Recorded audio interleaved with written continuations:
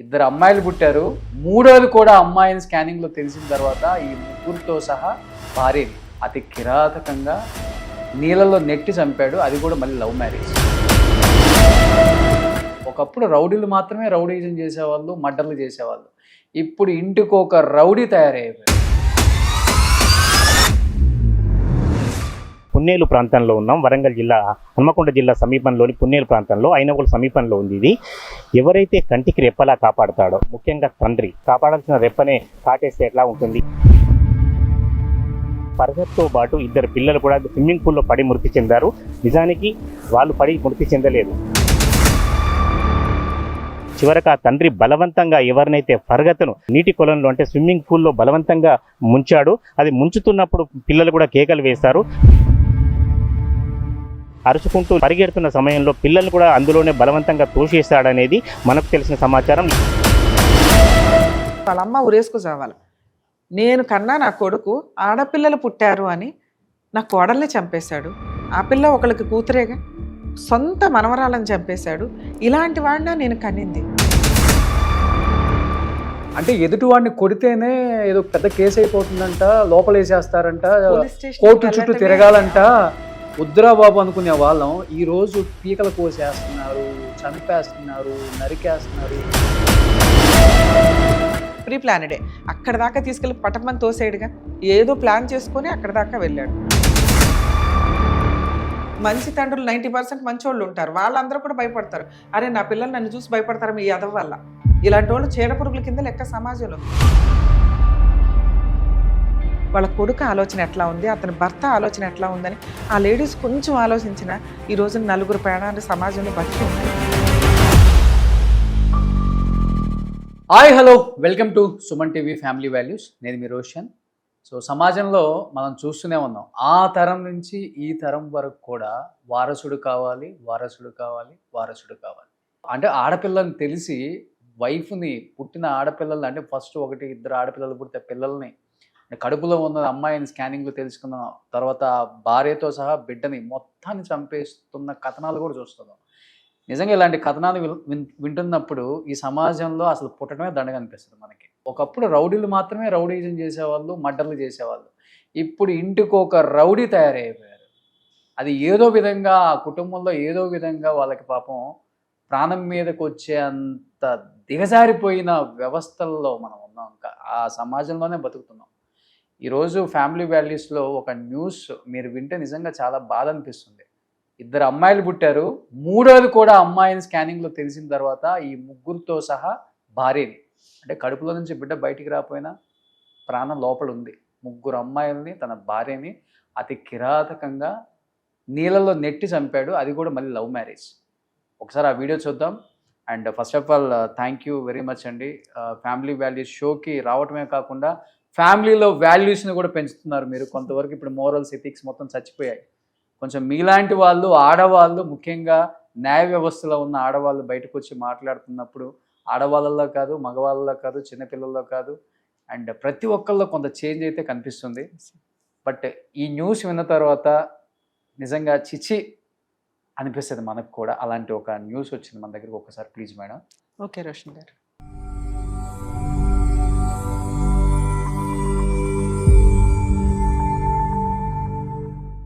Welcome to Suman TV Warangal. ఏదైతే 2 రోజుల క్రితం ఒక భయానక ఇన్సిడెంట్ జరిగిందో ఆ ప్రాంతంలోని పున్నేలు ప్రాంతంలో ఉన్నాం. వరంగల్ జిల్లా హన్మకొండ జిల్లా సమీపంలోని పున్నేలు ప్రాంతంలో ఐనగోలు సమీపంలో ఉంది ఇది.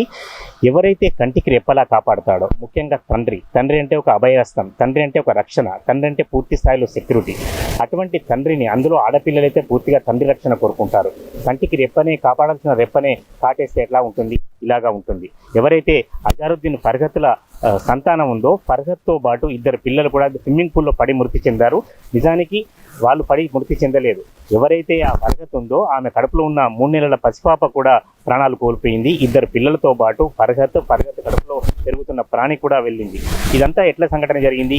ఇదంతా కూడా ఒక వెంచర్, ధరణి రిసార్ట్ వెంచర్కి సంబంధించింది. మరి దీనిలో అజరుద్దీన్ పాత్ర ఏమిటంటే, అజరుద్దీన్ ప్రాంతం ఇదంతా కూడా ఒక సొంతంగా స్విమ్మింగ్ పూల్ ఏర్పరచుకున్నాడని నిర్మించుకున్నాడు. వాళ్ళది ఇక్కడ సమీపంలోని పున్నేలు గ్రామం.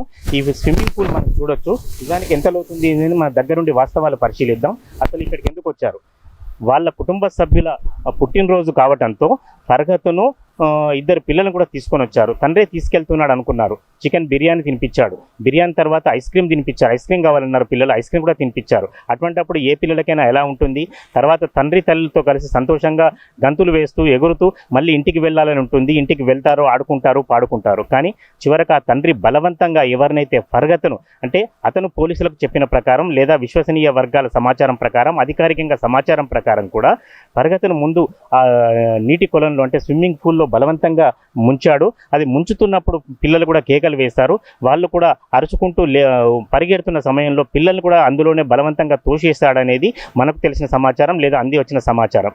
ఇటువంటి పరిస్థితుల్లో ముగ్గురు కూడా ప్రాణాలు కోల్పోయారు.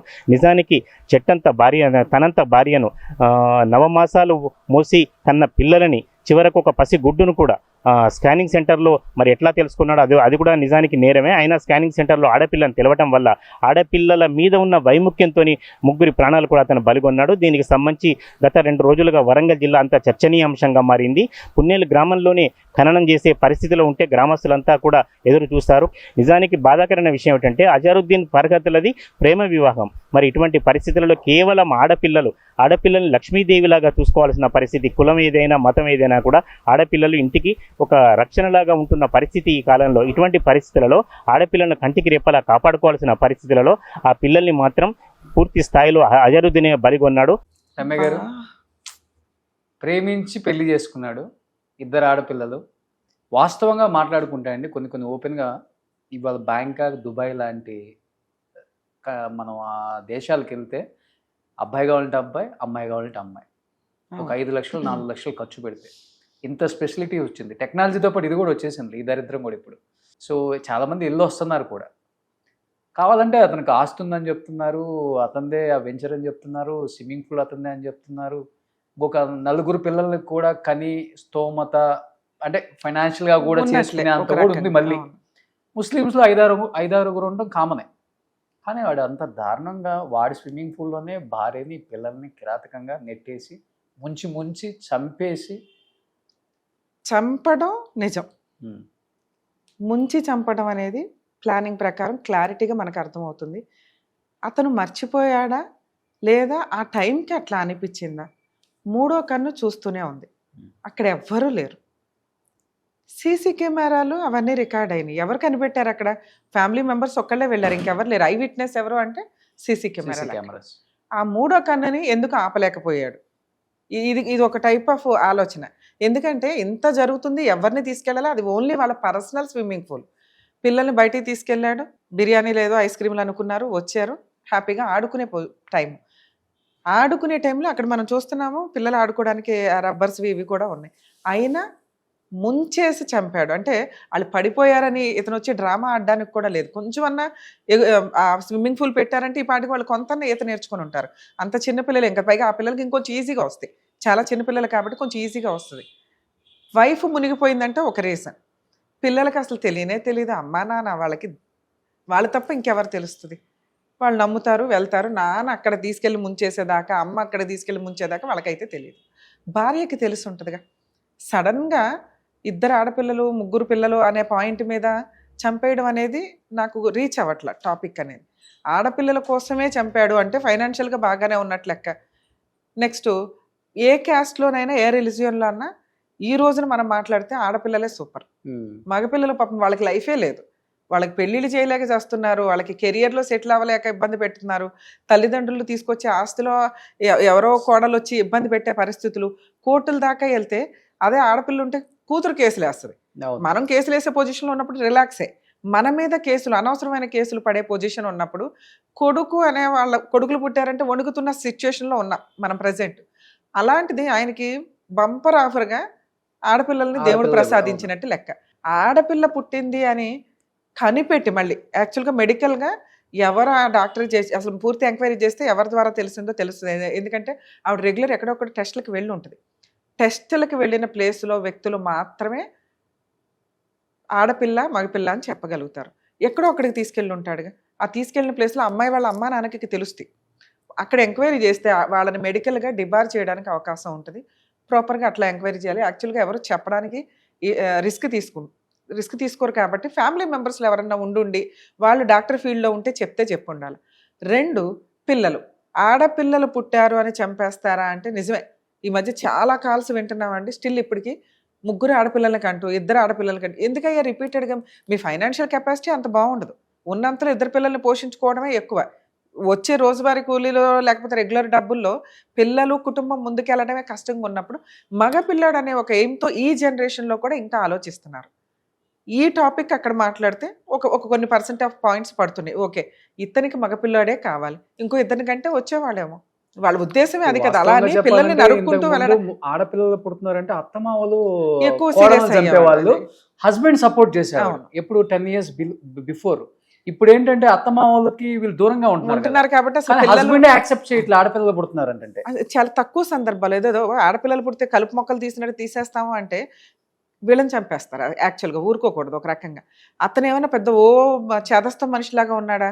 కుర్రాడే, చక్కగా చదువుకున్న అబ్బాయిలాగా ఉన్నాడు. మోరల్ వాల్యూస్ తెలుసుంటాయి ఉన్నంతలో. ఫైనాన్షియల్గా కాస్త సెటిల్ అయి ఉన్న ఫ్యామిలీ. 2, 3 ఆడపిల్లల వల్ల కుటుంబం నాశనం అయిపోద్దో, పరువు నాశనం అయిపోద్ది, పరువు పోతుంది అనడానికి ఇష్టపడి ఒక అమ్మాయిని పెళ్లి చేసుకున్నాడు. చదువుకున్న వ్యక్తికి బేసిక్గా తెలుసు మగవాళ్ళ వల్లే ఆడపిల్లల మగపిల్లల అనేది డిసైడ్ అవుతుంది తప్ప లేడీస్ దగ్గర ఆ సీనే లేదు. అలాంటప్పుడు ఎవరు రిస్క్ తీసుకోవాలా? అతను భార్యకు ఒప్పించుకొని ఉంటాడు, ఏదో చెప్పుంటాడు.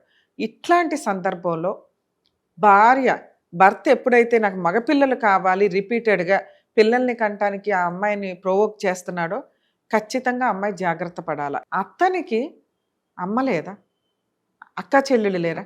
ఒక్కసారి అది ఎంక్వైరీ చేస్తే వాళ్ళ అమ్మ ఉరేసుకు చావాలి. నేను కన్నా నా కొడుకు ఆడపిల్లలు పుట్టారు అని నా కోడల్ని చంపేశాడు. ఆ పిల్ల ఒకళ్ళకి కూతురేగా, సొంత మనవరాలను చంపేశాడు. ఇలాంటి వాడినా నేను కనింది అని ఉలిక్కి పడాలి ఆవిడ. ఒక రకంగా ఆవిడకి ఆడపిల్లలు ఉంటారుగా. ముస్లిమ్స్ ఫ్యామిలీ అంటే దగ్గర 4-5 కుటుంబ సభ్యులు అయితే కామన్గా ఉంటారు. ఆ ఆడపిల్లలు భయపడాలి. ఇలాంటి బ్రదర్ తోట మనం ఎంతకాలం కలిసి ఒక కుటుంబంలో కూర్చొని భోజనాలు చేస్తూ వచ్చాం. రేపటి రోజున మమ్మల్ని కూడా అసహించుకొని ఉంటాడుగా మనసులో. అక్కలు పుట్టారు, చెల్లెలు పుట్టారు అని వాళ్ళు ఉలిక్కి పడాలి. సమాజం ఉలిక్కి పడడం కాదు, వాళ్ళ ఫ్యామిలీ మెంబర్స్లో బతుకున్న లేడీస్ ఎవరైతే ఉన్నారో, అది అమ్మ కావచ్చు, అక్క చెల్లెళ్ళు కావచ్చు, అన్నదమ్ములు కావచ్చు, వాళ్ళ భార్యలు కావచ్చు, పిన్నులు కావచ్చు, లేడీస్ అంతా ఉలిక్కి పడే వ్యవహారం. ఒకవేళ ఇతను ఆడపిల్లలు పుట్టారన్న ఒక్క రీజన్ తోటి పిల్లల్ని భార్యని చంపేసి ఉంటే 99% అదే క్లారిటీ ఉంది ఇక్కడ మనకున్న అంతలో. అవును, చంపేసే ప్రాసెస్ అంత క్రూయాలిటీ ఉందా అంటే ఇంకే ఉన్నాయి రీజన్స్. ఒకవేళ వీళ్ళ మధ్య ఫ్యామిలీ డిస్ప్యూట్ ఉంది, లేదా ఈయనకి ఎవరన్నా వేరే ఎక్స్ట్రా మ్యారిటల్ అఫైర్స్ ఉన్నాయి, ఆ అమ్మాయితో పెళ్లి చేసుకోవాలంటే ఈ అమ్మాయిని వదిలించుకోవాలి, డిలీట్ చేయాలన్నట్లు కోర్టుల చుట్టూ తిరిగి కాంపెన్సేషన్స్ ఎక్కువ ప్రాపర్టీస్ ఉన్నప్పుడు వీళ్ళు ఏం చేస్తారంటే 3 పిల్లల మీద భార్య మీద కాంపెన్సేషన్ అనేది కొంచెం గట్టిగానే వెళ్తుంది. లేదా ప్రాపర్టీ షేర్లు కానీ యాన్సిస్టర్ ప్రాపర్టీస్ ఉంటే ఈ తలనొప్పులు ఎందుకు? ఇలా మేబీ అమ్మాయి లవ్ మ్యారేజ్, వెనకాల బ్యాక్గ్రౌండ్ ప్రాపర్గా లేదు. ఇన్ కేస్ ఏదైనా జరిగినా ఒకటే కేసు, 5 కేసుల కంటే ఒక కేసు బెటర్గా. డబ్బున్నవాడు ఏమన్నా మేనేజ్ చేయగలనేమో అని ఆ క్షణానికి ఏమన్నా అనుకోవాలా, లేదా ప్రీ ప్లానెడే అక్కడ దాకా తీసుకెళ్ళి పటమని తోసేడుగా ఏదో ప్లాన్ చేసుకొని అక్కడ దాకా వెళ్ళాడు. సో ఇలాంటి ఒక సీన్ ఉన్నప్పుడు ఖచ్చితంగా ఆడపిల్లలు అనే ఆ మెంటాలిటీ ఉన్న భర్తకి ఎక్స్ట్రా మ్యారిటల్ అఫైర్స్ ఉండి ఈ లక్షణాలు బయట వాళ్ళకి తెలియపోయినా భార్యకి తెలుసు. భార్య ముందుగా మేల్కొని ఇతని దగ్గర నాకు ఎంతవరకు రక్షణ ఉంది, నేను ఈ విషయాన్ని ఎవరికి షేర్ చేసుకోవాలి. కుటుంబ పరువు పోతుంది అనుకుంటే కుదరదు. ఇక్కడ తల్లిదండ్రులకా, ఫ్రెండ్స్కా, కనీసం సిస్టర్స్కా ఎవరో ఒకరికి షేర్ చేస్తే ఈ రోజున కొంచెం క్రైమ్ జరిగినప్పుడు ఖచ్చితంగా వాళ్ళు ఐ విట్నెస్లుగా ఉంటారు. ఒకప్పుడు ఇలా చెప్పిందండి, సో దీని బ్యాక్గ్రౌండ్ స్టోరీ ఇదై ఉండొచ్చు. 3 ఒకేసారి ఎలా పడిపోతారు? పిల్లలకు స్విమ్మింగ్ వచ్చి ఉంటుంది, ఎందుకంటే నాన్న స్విమ్మింగ్ పూల్ కట్టించాడు, నేర్చుకోకుండా ఉంటారా ఇప్పటిదాకా? ఇవ్వాలే ఫస్ట్గా అయితే వెళ్ళరుగా. బేసిక్ స్టెప్ అయితే వాళ్ళు కొంచెం స్విమ్ చేయగలిగేంత కెపాసిటీలో ఉంటారు. సో 3 అతను మ్యానిపులేట్ చేసి చంపగలిగాడు అంటే బ్యాక్గ్రౌండ్లో ఏం జరిగింది? ఇంకొంచెం ఇన్ఫర్మేషన్ ఉంటే ఇంకా బాగుండేది. ఎందుకంటే ఆడపిల్లలే అని చంపేయడానికి అంత ప్లాన్ చేయవసరం. అక్కడ సీసీ కెమెరాలు పెట్టుకొని ఆయన ఓన్ ప్లేస్లో బ్యాక్గ్రౌండ్లో వీళ్ళని ఎలా అయినా వదిలించుకోవాలని అనుకుంటేనే ఇంత ప్లాన్ చేసుకోగలుగుతాడు. అది హడావుడిగా వచ్చిన ఆఫర్ అన్నా అయ్యి ఉండొచ్చు. ఓకే, ఎవ్వరు లేరు ఇక్కడ, చంపేస్తే తర్వాత నేనే కదా సీసీ కెమెరాలు పీకేసుకోవచ్చు అని అనుకోనన్నా ఉండుండొచ్చు. ఇవన్నీ ఉలిక్కి పడేలాగా చేస్తున్నాయండి. వాళ్ళ కొడుకు ఆలోచన ఎట్లా ఉంది, అతని భర్త ఆలోచన ఎట్లా ఉందని ఆ లేడీస్ కొంచెం ఆలోచించినా ఈ రోజున 4 ప్రాణాలు సమాజంలో బతికి ఉండేవి. క్రూయల్ పర్సన్ కదా పనిష్మెంట్లు పడాల్సింది, అమాయకులు పనిష్మెంట్ పడింది. కానీ ఆడ మగ తేడా అనేది కూడా పోవాలండి. ఖచ్చితంగా అండి. ఎందుకంటే ఎందుకంటే మీరు ఎస్పెషల్లీ రూరల్ ఏరియాలో చూస్తే మేడం, అత్తలు కొడుకులకి నూరి పోస్తారు. అంటే మన వంశం ఇంతటితో ఆగిపోతుంది. మీ వైఫ్‌కి వాళ్ళ అమ్మ సాలొచ్చింది. అందుకనే అమ్మాయిలు పుట్టారు. అవును. నా సాలైతే అబ్బాయిలు పుట్టేవాళ్ళు అని లేనిపోని, అంటే వాడు చదువుకున్నోడే, ఎడ్యుకేటెడే, జాబ్ చేస్తుంటాడు, పెద్ద పొజిషనే. కానీ తల్లి మాటలు ఎంత దూరం తీసుకెళ్ళిపోతున్నాయంటే వాళ్ళ ఫ్యామిలీస్‌లో డిస్టర్బెన్స్‌లు, డైవర్సో, చంపేయటమో అవును. అతి దారుణంగా తయారైపోయింది. సరే ఇప్పటికీ మనం అనుకుంటాం కానీ ఏమి లేదు, ఆడపిల్లలు మగపిల్లలు సమానమే అని.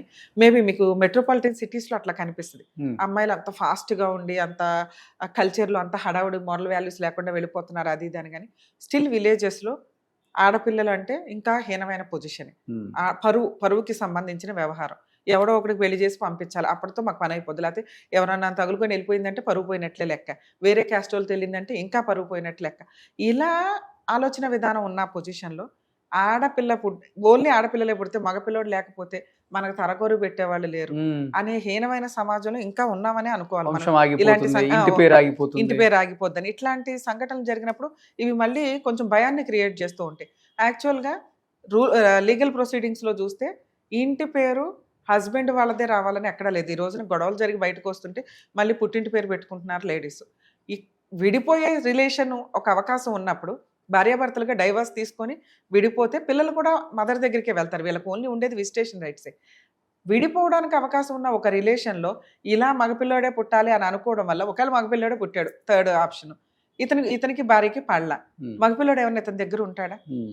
భార్య తీసుకునే వెళ్ళిపోద్దిగా. ఈ బేసిక్ నాలెడ్జ్ కూడా లేకుండా చంపేసుకునే పొజిషన్కి అది ఎంత దారుణం అంటే, పిల్లలు కొంచెం వయసు ఉంది, తండ్రితో కొంత టైం స్పెండ్ చేసి ఉన్నారు, తండ్రి గుండెల మీద పడుకొని ఉంటారు, నాన్న అంటే ఒక రక్షణ వాళ్ళకి. అసలు ఆ ఫీలింగ్స్ అన్నీ ఏమైపోయినాయి అతనికి. కొంతమంది తండ్రులు భయపడతారు ఇట్లాంటివి చూసి, అరే బాబు నా పిల్ల నా గుండె మీద పడుకోవడానికి భయపడుతుందేమో ఈ వీడియోలు చూసి అని. అవునండి. ఎందుకంటే తండ్రులు తల్లి కంటే ఎక్కువ రెస్పాన్సిబుల్గా ఉంటారు ఒక రకంగా. అలాంటి తండ్రులే ఒక ఎగ్జాంపుల్గా ఇట్లాంటి హీనమైన మృగాన్ని చూపించుకుంటే పిల్లలు ఉలిక్కి పడతారు. మంచి తండ్రులు 90% మంచోళ్ళు ఉంటారు, వాళ్ళందరూ కూడా భయపడతారు. అరే నా పిల్లలు నన్ను చూసి భయపడతారు మీ యదవ వల్ల. ఇలాంటి వాళ్ళు చీడపురుగుల కింద లెక్క సమాజంలో. వీళ్ళకి పనిష్మెంట్ ఎవరు ఇవ్వాలి? వాళ్ళ ఫ్యామిలీ మెంబర్స్ ఇవ్వాలి. మేబీ ఆ కేసులో అతను ఒక 4 సంవత్సరాలు 5 సంవత్సరాలు జైల్లో ఉంటాడేమో, ఈ ఫ్యామిలీ మెంబర్సే బయటికి తీసుకొస్తారు. అన్నలో నాన్నో తీసుకురారు. ఈ అమ్మ చెల్లెళ్ళు అక్కలో వీళ్ళందరూ షూరిటీలుగా ఉండి తీసుకొస్తారు.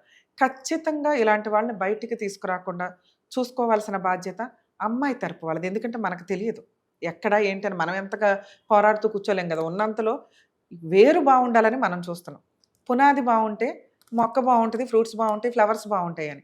అక్కడ ఒక ఫ్రూట్ డ్యామేజ్ అయిపోయింది. ఆ ఫ్రూట్ డ్యామేజ్ అవుతున్నప్పుడు ఆ ఫ్రూట్కి సంబంధించిన వ్యక్తులు ఎవరో వాళ్ళ ఫ్యామిలీ మెంబర్స్, వాళ్ళు చూసుకుంటే బాగుంటుంది. వాళ్ళు ఆ అబ్బాయిని బయటికి రానివ్వకుండా, రే 4 ప్రాణాలు నువ్వు గాల్లో కలిపేసావు, తీసి పడేసావు, నువ్వు సమాజంలో ఏ రకంగా పనికొస్తావు, మా ఇంట్లోకి ఎలా పనికొస్తావు, మాతో కూర్చొని బిర్యానీ ఎలా తింటావు, ఇవి మాట్లాడుకుంటూ అతనికి ఇవ్వాల్సిన చట్ట ప్రకారం పనిష్మెంట్ని పూర్తిగా పడేలాగా చూడాల్సిన బాధ్యత మాత్రం వాళ్ళ ఫ్యామిలీ మెంబర్స్ ఉందని అనుకుంటే మనం ఫస్ట్లో అనుకున్నట్టు మేడం, క్రైమ్ చేయాలంటే భయపడే వాళ్ళం మేడం, మన జనరేషన్ వరకు వాస్తవంగా. అంటే ఎదుటి వాడిని కొడితేనే ఏదో పెద్ద కేసు అయిపోతుందంట, లోపలేసేస్తారంట, కోర్టు చుట్టూ తిరగాలంట, వద్దురా బాబు అనుకునే వాళ్ళం. ఈరోజు పీకలు కోసేస్తున్నారు, చంపేస్తున్నారు, నరికేస్తున్నారు, పొడిచి చంపుతున్నారు. అసలుకి అంటే విషయం ఆ రోజులు పోయినాయి మేడం. విషయం ఇచ్చి చంపేశారంట, ఆ రోజులు పోయినాయి మేడం. ఇప్పుడు ఓన్లీ నరికేయటం వల్ల మేడం. అవును, అసలు ఎంత ఈజీగా అంటే అసలు ఐటమ్స్ దొరుకుతున్నాయి, ఇంట్లోనే ఉన్న ఐటమ్స్ తోటి చంపేస్తూ దానికి డ్రామా ఆడుతూ క్లియర్గా ప్లాన్ చేసుకుంటున్న సందర్భాలు. ఇలాంటి ఒక సమాజంలోకి వెళ్తున్నప్పుడు లా అండ్ ఆర్డర్ ఇంకొంచెం స్ట్రిక్ట్గా ఉండడం, స్ట్రిక్ట్గా కూడా ఉండవసరలా పనిష్మెంట్ 1 ఇయర్లో వేయమనండి, భయం స్టార్ట్ అవుతుంది జనాల్లో. ఎప్పుడుకో పనిష్మెంట్ అంటే మనం ఇది మర్చిపోతాం, రేపొద్దుట ఇంకో క్రైమ్ ముందుకు వస్తుంది. జైలు సరిపోవేమో. ఇట్లాంటి వాళ్ళకి అంటే కొంతకాలం సీరియస్గా ఇమీడియట్ పనిష్మెంట్లు ఉంటే భయం స్టార్ట్ అవుతుంది. ఇదే క్రైమ్ పెరుగుతుంటే పనిష్మెంట్ యొక్క పర్సంటేజ్ కూడా పెరగాలి. బాబు చిన్న కన్నా అంటే కుదరదుగా. పనిష్మెంట్ రేంజ్ అనేది ఆ రేంజ్లోకి వెళ్తుంది. మన వాళ్ళ ఉద్దేశం ఏంటి? పనిష్మెంటు మార్పు తీసుకురావడం, క్రమశిక్షణతో పద్ధతిగా ఒక మంచి మనిషిని మళ్ళీ సమాజంలోకి వదలటం. మన వాళ్ళు అందుకే కన్నుకు కన్ను కాలుకు కాలు అనే పనిష్మెంట్ని మనం ఇండియాలో యాక్సెప్ట్ చేయరు. ఒకవేళ ఈ క్రైమ్ పర్సంటేజ్ అలాగే ఉంటే వేరే కంట్రీస్లో ఉన్న ఆ పనిష్మెంట్లు తీసుకురావాల్సి వస్తుంది. పనిష్మెంటే లేట్ అవుతుంటే ఇలాగే వెచ్చలివిడిగా తిరుగుతాం. ఎగ్జాక్ట్లీ మీరు చెప్పింది అక్కడే, పనిష్మెంట్ ఉండాలి, ఫాస్ట్గా పడాలి. సమాజంలో ఇగో ఈ క్రైమ్ చేస్తే ఈ పనిష్మెంట్ పడుతుంది అనేది రియలైజేషన్ వస్తే కొంత తగ్గిద్ది. తగ్గల ఇంకా ఇలాగే ముదిరారు అనుకోండి, పనిష్మెంట్ యొక్క స్టైల్ మార్చుకుంటూ వెళ్ళాలి. కనీసం మంచోళ్ళని మనం కాపాడాలంటే ఇలాంటి కలుపు మొక్కల్ని ఏరేయాల్సిన పరిస్థితి ఫ్యూచర్లో రావడానికి ఎక్కువ అవకాశం ఉంది. సో మనుషుల్లో కాదు మార్పు రావాల్సింది, వ్యవస్థల్లోనే మార్పు రావాలి. ఖచ్చితంగా ఇది జరిగితేనే ఇవన్నీ తగ్గుతాయి. సో డెఫినెట్గా మేడం చెప్పినట్లు వీటిలో మార్పులు రావాలని మనస్ఫూర్తిగా అందరం కోరుకుందాం. So thank you so much Ramya గారు.